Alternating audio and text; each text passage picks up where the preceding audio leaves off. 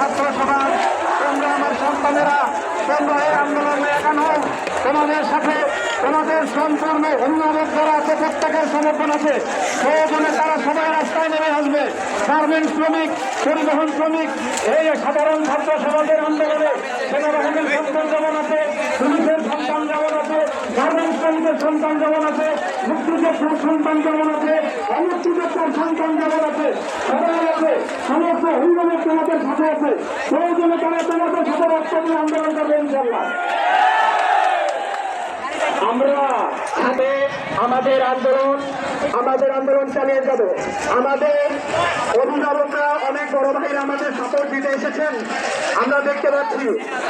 আজ আমাদের এইখানে আমাদের যত ছাত্র ভাইরা আছে, রাজীবপুর, ক্যান্টনমেন্ট, সীতাপাড়া, ভবানীপুর, মণিপুর, বাগের বাজার, বাংলা বাজার, মির্জাপুর, সকল ভাইরা আজকে আমরা